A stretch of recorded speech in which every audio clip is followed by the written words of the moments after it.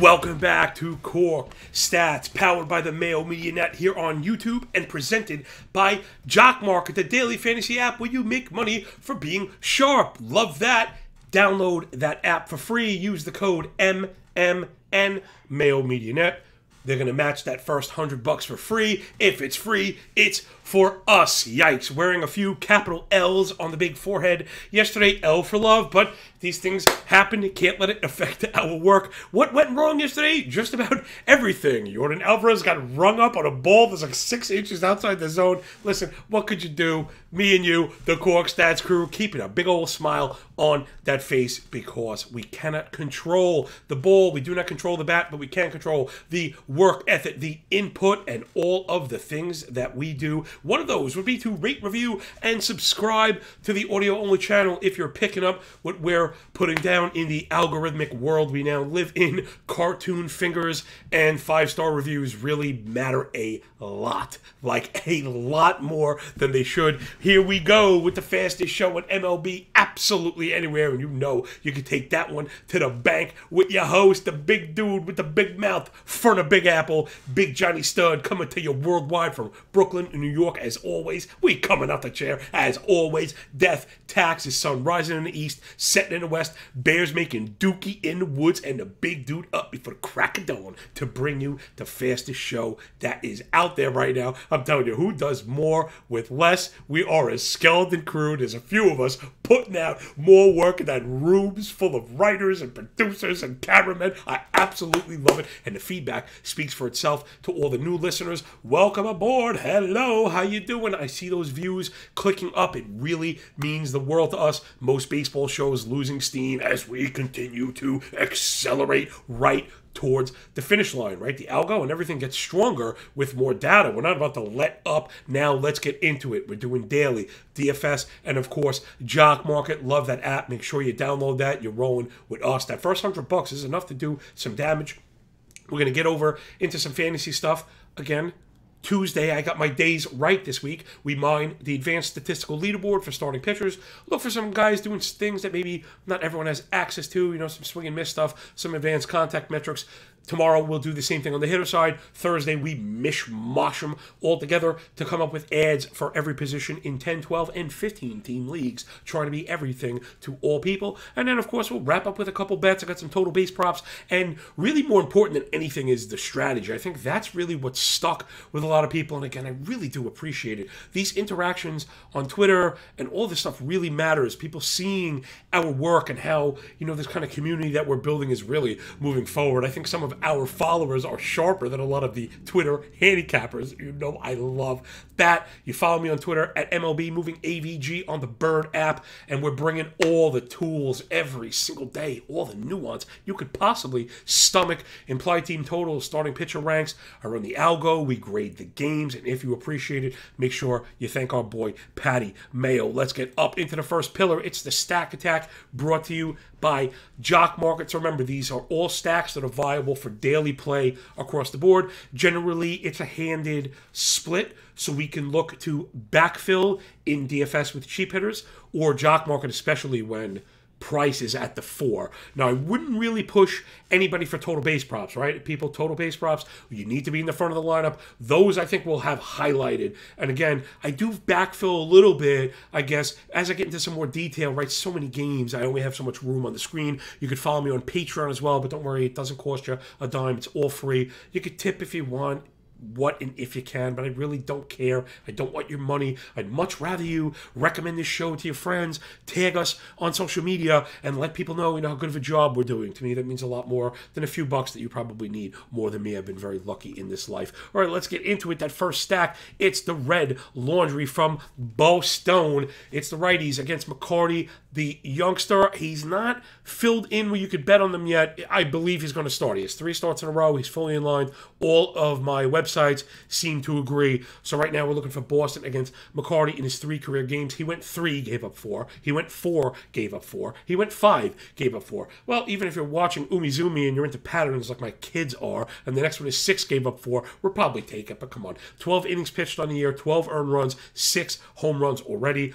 Righties having their way with him so far. 381 batting average, 762 slug. Yes, I double-checked those, and 5 home runs. So we want to be looking for righties. Again, McCarty is left-handed, so we'll be looking for the Boston righties.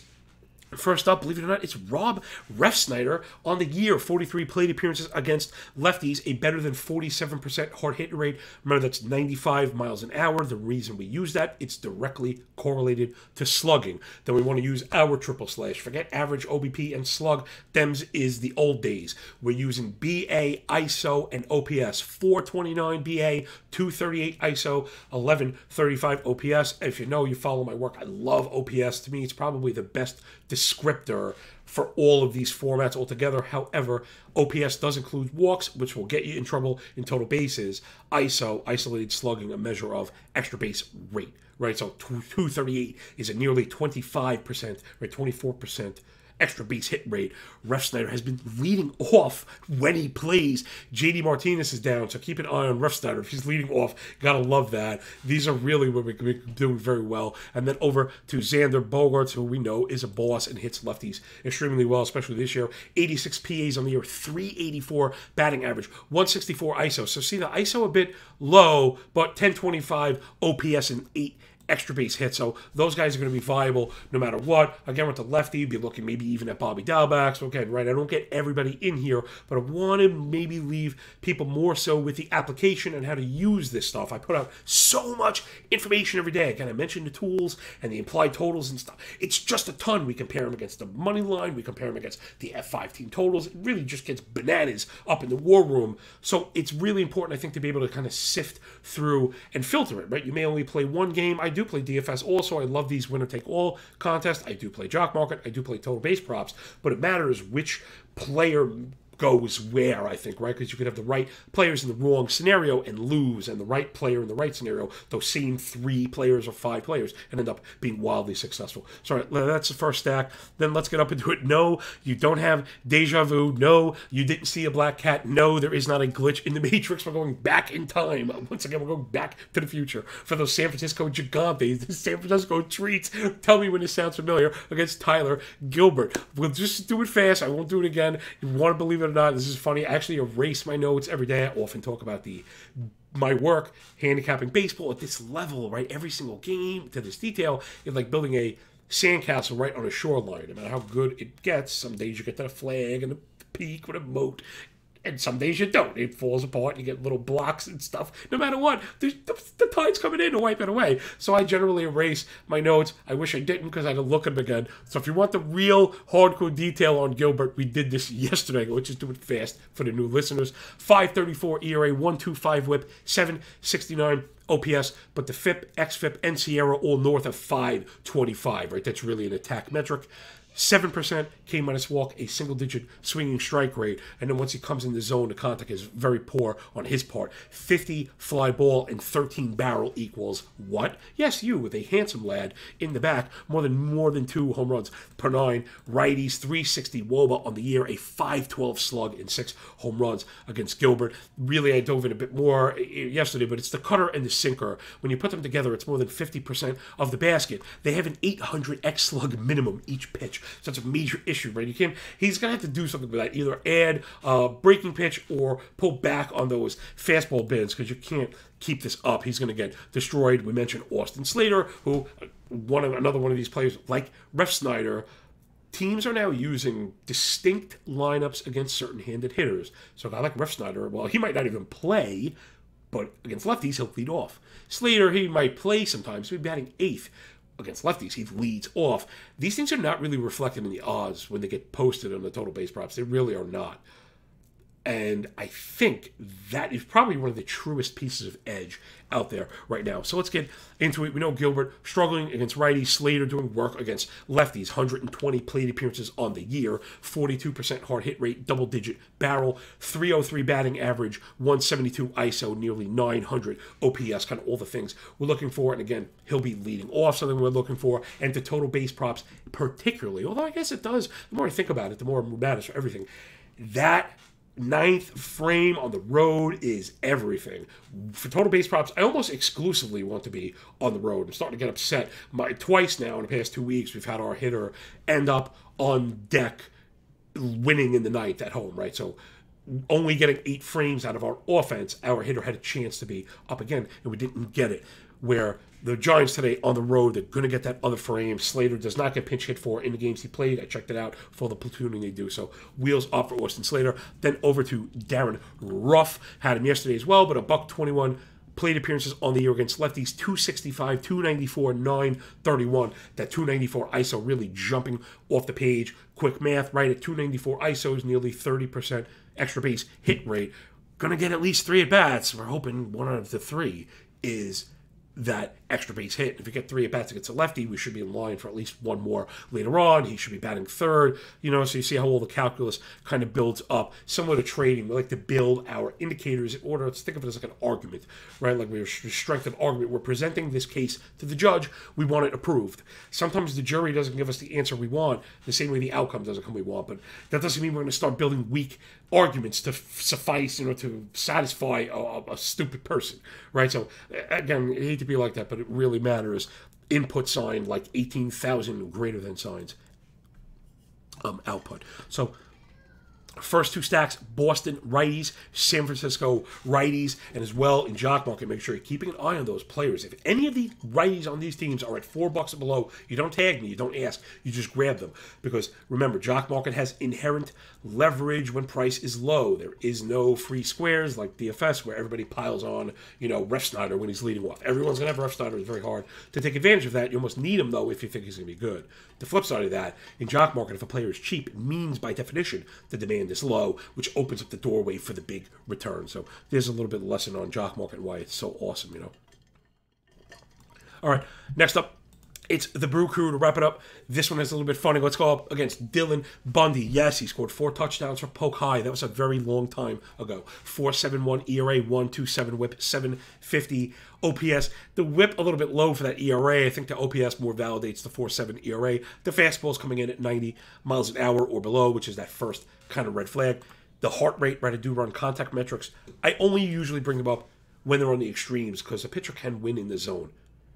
But with an 89-mile-an-hour fastball, if your heart rate, that center pink box on Savant, if you're familiar, is up over 27, it's awful. And then we know the contact is poor as well.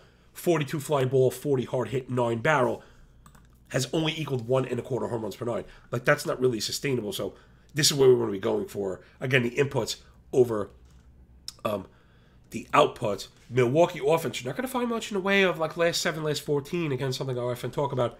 Hot hitters and like what is hot. I've spoken with John Anderson about this and Eric Smolsky, really sharp dudes at Rotoball. I mean, I've spoken to the smartest guys about this. I think the problem we're having is the definition, right? Generally, I think that's the problem. People are arguing something that is not being clearly defined. So for me, hot doesn't have a time definition. Hot it's a wave, so there may be 3 days of hot. You could be on 21 days of hot, but I'm watching in wave form. So you could have a last 7 OPS that's kind of high, where you consider that player not hot because they're on the downside. Or, excuse me 1 second. Or a situation like this, where players are not really rocking very strong L7, L14s, but we're seeing them kind of pick up. So I'll give you an idea what I mean. So we mentioned Bundy, the heart rate, the contact's an issue. In particular, the problem is to lefties. They have a 300 batting average, 350 WOBA. But more specifically, again, the nuance in the context that I think right now you only get here. I hate to be like too arrogant, right? Confidence and arrogance kind of go hand in hand. Hopefully you're surrounded by enough people that love you to pull you back when you cross the line. But again, in this life, I don't mind crossing it sometimes because I think you kind of have to, right? I think you have to in order to push the boundaries. But it's another thing for another day. The problem has been lefties, right? So Bundy hyper using the fastball, which we mentioned only 89 miles an hour, 49% use. So now we know we could look at left-handed hitters on Milwaukee that are very good at hitting bad fastballs. Give me Yelich, Tellez, and Wong. All last 7 have a plus 900 OPS against righties. They've all kind of woke up together. Again, one of the things I look for, one of the hot things is a bunch of good hitters they're good hitters on a good team that were not hitting well all together kind of wake up, combined They're 14 for the last 33 with 5 extra base hits. Again, we could be looking at the beginning of the sine wave here, right where we want to get behind it. And again, they're all very good fastball hitters. Rowdy on the year. This is against right-handed fastballs. Again, context, nuance, people. 23% barrel, 400 xWOBA, 5 home runs. Christian Yelich against right-handed fastballs year to date, 53 hard hit, 413 expected WOBA. Wong, 265 ISO and 4 home runs. Okay, don't get too hung up on the last 7 and stuff. I'm looking for Milwaukee to get it done against the fastball today. Absolutely love those plays for sure. So give me the Brew Crew lefties as that third stack. Okay, let's move on over to the fantasy end. Again, Tuesday we're just mining the advanced statistical leaderboard. Audio-only listeners, please rate, review, and subscribe. Hopefully after that whole little shindig I just got, I deserved the cartoon thumb I was asking for before. Pretty pleased with a sugar on top. Press the like button and subscribe to the Mayo Media Net channel. We're also doing a football version of this crazy show we're doing on the weekends, so check that out as well. All right, let's get into it. I'll read it to you, but again, this is just a highlight. No one shouldn't be overreacting to this, but this is kind of the first step in finding pitchers. Time sorting, advanced stats, to look for maybe pitchers that are a short change, have been discarded, and the like. So on the left, we have CSW, that's called strikes and whiffs. I'll just read it to you again. Remember, the guy at the top of the list is a pitcher I really liked. I actually have a bunch of drafted olds, but I'm laughing because I don't know if I really want him right now. It's Bailey Falter on the Phillies. He had some deceptive arsenal. He had a nice track record in the minor leagues, but he's really gotten beat up thus far. But again, growth not being linear. Maybe there's something there. 34% CSW. He was near the very tippy top of the board. This is last 30 days, at least 3 games started. So I think he's given up some runs, but 34 CSW, not nothing over to Braxton Garrett, 34% for Miami, looking good. To JT Brubaker, shortchanged on Pittsburgh, who I think at the very least is a streamer right now. Tyler Wells, one of our ads this year we picked up early on. Brady Singer, another one of our ads we picked up early on. Cutter Crawford, one of my most recent ads we mentioned last week. Jeffrey Springs, well, you notice a lot of these guys are pitchers that we have already kind of been on, but I think now it's been enough that the general market is getting on, and we're seeing them kind of sustain on these leaderboards. To Jose Suarez, Zach Plesac, and my boy Reed Detmer. So everybody on this list at least 28.5% CSW, generally a pretty good standard. I like to usually look at 30 or above. Again, this is not a raw leaderboard. It goes to show you it's difficult to make that 30. The raw leaderboard's kind of silly, right? Do you want to know that, Garrett Cole is good? And Corbin Burns is good. Everybody's sick. Go add Corbin Burns. You can't do that. So I'd rather this be actionable, even if it means sometimes, we have that minesweeper thing out in the beach, beep, beep, beep, and we don't find anything. It just happens. Sometimes you dig holes and don't find anything. I think it's a problem with people today. They expect to find every time they investigate. Part of the investigation is kind of coming up empty, unfortunately, and maybe learning from the process itself. Oh my goodness, we're learning. All right. So that's CSW. Again, not enough on its own because you could get cold strikes with swifts, but miss too much and the contact be really poor. So to the right side, we'll take you to barrel. Percentage allowed. I know these are not my normal stats. I didn't get my general update. Next week, we'll be back to normal. I like to use whiffs and xWOBA, but this kind of does the same thing, right?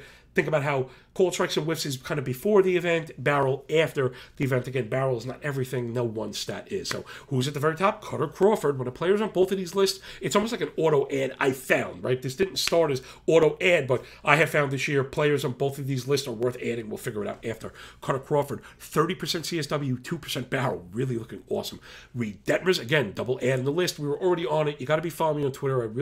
I pumped that right off the bat. We actually lost a bet against him coming off the minor league promotion, and I tweeted, we lost the battle, we're going to win the war when we add Detmers and start betting on him, and that's what we've been doing, and such is life. To Zach Thompson on Pittsburgh, who I think is viable. Blake Snell, who's probably going to win teams second half championships. Jose Quintana, Alex Cobb, Andre Palante, JT Brubaker. Again, there's a double mention. Justin Steele, thing with Justin Steele is, if you're new here, Justin Steele was on these lists and now is coming off them. So we're going to have to dive in. Remember, right? The appearance is not enough. To Trevor Rogers, one of the most disappointing pitchers in all of baseball. One of my biggest misses on the fantasy season. Although, to fantasy in general, before we move on, people, and I was very honest about this. We have the receipts. As always, my fantasy team started. Everybody was in last place. 5 weeks in. I could not believe it. Yes, some injuries. Lost Albies, Teoscar Hernandez. Yes. Everyone has injuries. But I'm like filling out lineups, and you're like, these guys are good. I'm not gonna start dropping good players. And we made the ads we needed to. We highlighted a bunch of players. These Tuesday, Wednesday, and Thursday shows have been very impactful, I believe. The double ads on, the pitcher and the hitter mentions. Ads on Thursday. Now, I'm not a big standings hawk. It's not my style. These teams are all in the single digits. I mean, all of them are. Or like the last, 8 draft and holds I did that were all in 13th or worse in week 8. Every single one of them, I was crying. I have analysts that I speak to on a daily basis. I was crying to them. I could not believe how poor I was doing. I'm just what it is, right? Again, I'm very honest with this stuff. But I was going to keep at it, and that's the lesson, man. Fantasy is a really long season. And if the other side of me underperforming with players I like could be other teams overperforming with players that maybe are not that good. And then we've all been in this position is when we feel stuck, right? Because you have a guy that's been really good. What do you do with him, right? What do you do with him? You have to continue to roll him out there, right? It's not to pick on him because I have a bigger loss, but a guy like Tommy Edman, who was phenomenal, ridiculously good, so good. You kind of get, and I'm not saying you need to bench this guy, but it's almost like I'm the type to do that, to bench guys for a week and not eat the down part of the sine wave. That's just how I roll. Again, it's not to knock Edman because I thought a guy like Straw would be a good hitter. He's a trash-oler, right? So again, I know I have a reputation for disliking Edman, but he just was one of the first examples of a player that was so good. He looked like a league winner. And then he went in the tank, but now he's been in the tank for a while. Is he going to pick back up? Do you keep rolling him out there? Again, these are the decisions. So stick-to-itiveness and these time-sorted stats, I think, really help us identify the sine waves. Again, that's just how I roll. A guy like Baez, I actually have not gotten killed by Baez. I was benching him for a lot of the bad part, and I've gotten done well on the better part of the year. So again, you stick with us, and hopefully you'll be doing as well as I am. I expect to, compete in all these leagues. That again, if you're in last place after 6 weeks, you feel pretty hopeless. And now, I think we're on trajectory to compete for W. So, bunch of lessons there. All right. The third pillar of profit, just as we came flying out of the box in the second half, hitting every bat, yesterday was just an absolute disaster. I could not believe Houston didn't get to Aller, and I hate to complain about umps. We got just jobbed. We got totally jobbed. We're in an F5 team total. Every out really counts.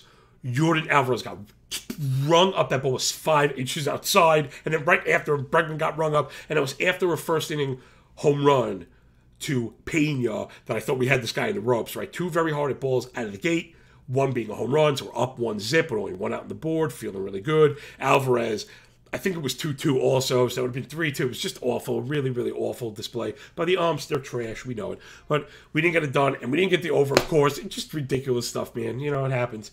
And the other game, the over was trash as well. Of course, tons of barrels that didn't go. It's just what it is. Amazing defense, of course. Whatever. Let's look forward, everybody. First looks today up on the board. I think first, let's do the total base props because we already covered them, and then we'll circle back. We'll do a little handicap real quick. So again, we have Austin Slater going off at even money. He's already listed. I was very happily surprised that he was listed at 1.5 total bases. Yesterday he was listed at a half a base, minus 185. I can't do that. I'm just never going to do that. And then look, the pitching, London was wrong. Gilbert didn't pitch. Kelly did. And that's run. So that's, again, one more feather for these total base props. It might, for these guys that have these kind of disparate lineup placements, you may want to wait and see because you don't get your money back if the pitcher changes. So I didn't hit Slater because it was only at a half a base, luckily. So Slater, we walked you through where that goes. Don't be surprised if on the Patreon sheet later on we have rough as well. And remember, more plays doesn't necessarily mean more risk. Now, if you notice, I do have my risk down at the bottom this way here. Because I am keeping score and I don't want people to, I never really thought it was that. I just make plays and don't care. I'm grading all these second half ones. Specifically, I'm going to go back and grade the first half. I have to do it by hand. I don't know how I'm going to do it, but I'm trying. I'm doing a day at a time. It's very difficult, but it's a pain. But again, risk management at the 4, right? We're betting 0.2 of a unit. So even you can go between 3 and 5 units, right? Before I mentioned daily allotted risk and dividing backwards. That's one way to do it. Another way to do it would be if you set a low enough limit, you could work within yourself and have a range, right? So if every unit is a percentage, then 0.2 units, 3 bets is 0.6 of a percent of your stack to give you an idea of how much I've decelerated my own risk because we're losing. You know what I'm saying? I'm not going to start betting more when we're not winning. Like, to me, that's common sense. Most people lean into their losing streaks and get wiped out, right? And that's when most bank accounts go bust, and that's why mine don't. And that's why it feels like sometimes a slow death, right? Because you allow the losing to keep happening, but that's kind of the point, as sick as that sounds. What a sick business this is. All right, so it's Austin Slater with a lesson, and I think we'll be looking at Darren Ruff. He's listed at plus 115. Don't be afraid to hit that as well. Over to Christian Yelich, he's at plus 105. We walked you through that. Also, Rowdy Tellez, I believe, was plus 115. I think we're going to get that as well. I didn't want to overload this page, but I'd really be looking, those I would look to split. If you're putting in $10 on Slater, split 5 and 5, go Slater Ruff. Same for Yelich, and if it's 100, if it's 1,000, do the same thing. Remember, I like to deal in percentages, so these apply to everybody. I know $10 is a lot to one person and not to another, so we can't be speaking in those terms. Same for $100. Some people are never ever going to be able to bet $100 in every game, and that's fine. Nor should we ever put them down. I hate hearing that. You are not serious if you don't spend it. Everybody starts somewhere. You bet with $2 if you have to. The thing you should be worrying about is building the account up. I think that's what matters the most. Okay, if you're bankrolled with Daddy's trust fund money, that don't make you a better because you could blow $500 a game. That's a realness right there. So give us Slater and Yelich. Remember to pair them, split those if you want. Look for the percentages to play each other out, especially with Ruff and Tellez having the better odds, right? But they have a worse lineup placement. I prefer the first lineup spot, almost guaranteeing, I hate to use the word guarantee, but almost guaranteeing that extra plate appearance. Then the one bet I do have, again, Vegas just has it out for us right now. F5s are not being posted, they're being pulled. It's a nightmare right now. And the ones they do post are overly juiced. They're trying to tempt you into taking it. That where we've ended up now playing full game run lines, not something I generally used to do, but you can't pay $100, 100 cents for the odds. Just totally bananas right now what's going on. The push and pull in the baseball market is probably what we should have expected, without regulation, with all this legalization, right? I mean, that makes perfect sense. We should have known it was going to be cowboy corporate activity, right? We often think, oh, well, corporations, they're going to act responsibly, and we should have known it's going to be exactly the opposite. They're not reliable, they're not regulated, they do whatever they want, and, this should not be the case, right? In a perfect world where this is legalized, this would be run more like the market. There would be open prices, a publicly regulated price and market. We'd be able to set limit prices and even buy and sell those tickets in between, right? That would actually be the most sense-making that we could. And when that happens, we are going to make a full-on living doing this without having to win a single bet because of how far in front of the market we are every day. We'll just be selling, our early bets later on, people eating that percent. It'll be excellent. Can't wait for the future. All right, and then the last one is San Diego. So I mentioned why I'm on these run lines now. It's Mike Clevenger against Garrett Hill. Garrett Hill, it's only been 16 innings, but it's been really bad. The whip down low, but the ERA up near 6. FIP, XFIP, Sierra, PCRA all near 6. K rate down to 12, walk rate up near 8. So 5%, 4.5% K minus walk, I should say. 5% swing and strike, 20% CSW. The foul ball rate also jumping off the page, something I noticed at 23. And we noticed that with youngsters sometimes, that we're able to fool younger, less experienced hitters in minor leagues, don't have the put-away pitch in the majors. And that foul ball rate really becomes a red flag for me. So especially paired with 93% contact. So 23 foul ball, 93% contact tells me that there's almost a level of frustration not being able to get the put away. That 23% foul ball rate's extremely high.